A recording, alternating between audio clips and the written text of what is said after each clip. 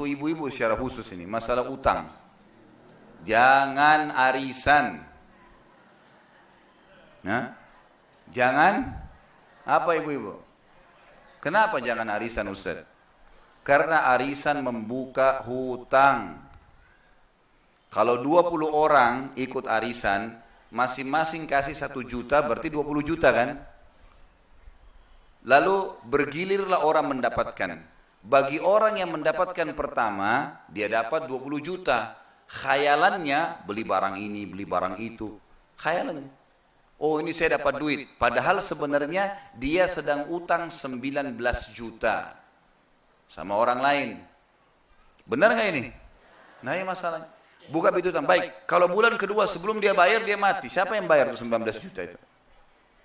Kesian suaminya, kesian walinya. Meninggalkan utang.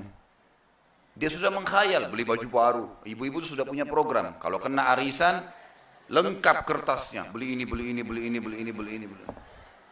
Padahal hutang. Hah? Bagaimana caranya kita beli barang dari hutang ini? Sementara kita tidak perlu itu. Jelas ini Bu ya. Orang yang pertama kena dapat arisan, dia berhutang. Orang yang terakhir dapat, dia gharar. Gharar ini karena dia harus memaksakan diri membayar 19 orang. Orang yang terakhir kena arisan, jujur sekarang ibu-ibu, gerutu nggak dia? Hah? Wah, nama saya belum keluar. Terpaksa bayar lagi. Jadi dia gharar itu, nggak boleh. Dalam Islam, riba, zalim, gharar, satu level loh ini. Dosa besar itu. Merugikan salah satu dari dua pihak, gharar, haram, selevel dengan riba, nggak boleh. Jadi dia setiap bulan maksain diri bayarin orang. Ada orang subhanallah arisannya 20. Mengkhayal dapat sekian ratus juta. 100 juta ini utang, uangnya orang yang dipakai. Gimana caranya? Hiduplah sesuai dengan keadaan kita. Apa kata Nabi SAW? Wahai manusia, makanlah makanan dan minumlah minuman yang cukup membuat tulang belakangmu tegak. Maknanya apa? Jangan berlebihan, jangan lampaui kapasitas.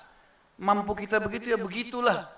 Orang mau bicara apa nggak usah peduli, karena kita kalau peduli perkataan orang, maka setiap hari kita tidak bisa hidup, akan terus terpengaruh dengan pembicaraan orang.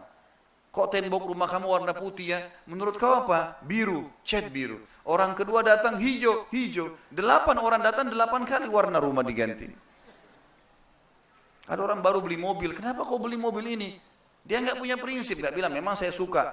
Ini nggak bagus loh ini. Ada teman saya pakai gini-gini. Pulang, sampaikan suaminya, ganti. Kenapa diganti ini? Untuk apa? Punya prinsip teman-teman sekalian.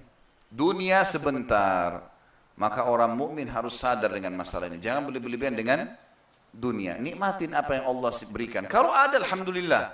Tidak utang, bagus sekali. Silakan nikmati. Islam menyuruh kita menikmati nikmat Allah. Bahkan dalam hadis Abu Dawud yang sahih kata Nabi SAW, Inna Allah yuhibbu an yara athara ni'amihi ala abdi. Allah suka melihat bekas nikmatnya pada hambanya. Boleh kita pakai baju bagus, mobil yang bagus, tapi jangan sampai membuka pintu utang, menjadikan masalah dalam hidupnya. Untuk apa ini semua? Ini karena sudah terlalu mengakar di masyarakat kita. Jadi pada saat kita ingatkan memang terasa sesuatu yang berat, aneh, karena sudah mengakar.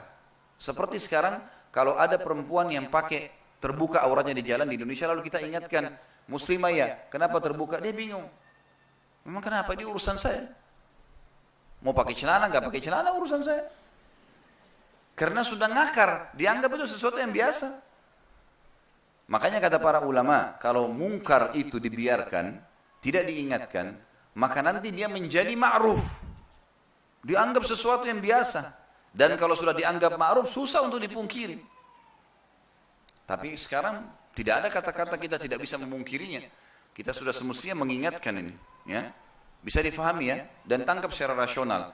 Salah satu metode yang saya gunakan dalam pengajian Bapak Ibu sekalian adalah bagaimana saya menyampaikan sebuah hukum dengan rasionalnya supaya orang pikir, oh iya ya benar, tinggalkan gitu loh. Jadi tangkap dan ingat kita penentu keputusan. Sebagus apapun retorika seorang dai, Sehebat apapun ilmu yang dia miliki, gitu kan? Sekuat apapun dalil yang disampaikan, kalau mad'unya, orang yang sedang didakwai kayak Bapak Ibu sekalian, tetap hatinya nggak mau dibuka untuk ilmu, untuk iman, maka tidak berguna. Dia akan berguna kalau kita renungi, masukkan dalam hati lalu kita terapkan. Tidak ada jaminan kita masih bisa hidup hari ini, apalagi besok. Ingat, hisab berat hari kiamat. Berat. 1 rupiah saja teman-teman utang kita, bukan kita punya utang sekian puluh juta atau ratusan juta. 1 rupiah kita punya utang, itu sudah cukup orang yang sedang kita utangi menghabiskan pahala kita hari kiamat. Bagaimana dengan sekian puluh juta, sekian ratus juta? Dengan bahasa gampang. Ada jaminan? Ada tiket Bapak Ibu masih umurnya sampai 70 tahun? Nggak ada jaminan. Bagaimana kita bisa anggap remeh teman-teman sekalian?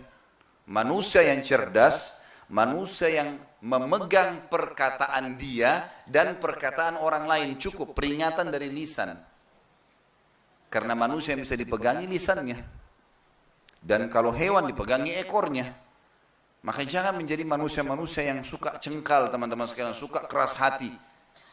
Manusia yang diingatkan dengan peringatan lisan, melalui manusia yang lain Allah turunkan, maka dia tangkap orang ini akan mudah menjalani kehidupannya. Tapi ada manusia tidak, tetap ngotot. Dan ini berbahaya teman-teman. Kalau dia tetap ngotot, nanti Allah datangkan hukuman yang berat supaya menyadarkan dia. Seorang pencuri, pada saat dia sebelum mencuri, Allah buat dia takut, khawatir, takut ketangkap, takut ini. Kalau dia berhenti, dia aman. Masalahnya tidak, tetap ngotot, nanti Allah buat dia ketahuan. Masih mencuri lagi, Allah buat dia ketangkap, digebukin. Masih mencuri lagi, nanti akhirnya sampai celaka, ya. Dipermalukan, orang tahu semua aibnya dan seterusnya. Ini bahaya sekali. Maka berhenti sebelum telat waktu. Ingat, malaikat maut bisa datang setiap saat. Saya sering bahasakan, di masjid ini bisa tiba-tiba malaikat maut datang, Bapak Ibu tidak lihat, saya lihat. Cabut roh saya, orang cuma mengenang Khalid Basalamah pernah ceramah. Selesai, malam ini saya nginap di kuburan. Mobil, motor, istri, anak, selesai urusannya. Itu urusan dunia sudah, urusan mereka sekarang. Saya dengan amal saya. Baik atau buruk. Bapak Ibu bisa terjadi itu loh, detik ini pun bisa. Kenapa kita bisa lalai ini? Sampai sebagian ulama salaf mengatakan, saya bingung melihat orang yang berangan-angan masuk surga sementara mereka masih bisa tidur malam hari, tidak tahajud. Tapi mengkhayal mau masuk surga, gimana caranya? Malas, tidak mau bergerak. Bahkan saya heran dengan orang yang mau selamat dari neraka, sementara mereka masih berlalai-lalai terus dalam kemaksiatannya. Sampai kapan ini? Masalahnya sampai kapan? Jadi bisa saja ini, bukan cuma bisa, memang sudah benar, ini peringatan dari Allah mungkin melalui lisan saya Bapak Ibu sekalian. Ambil sebagai ilmu, terapkan dalam hati dan terapkan dalam kehidupan. Ini kaidah dasar hidup. Sebelum menyesal, kalau mati datang nyesal loh. Hati-hati. Allahu a'lam.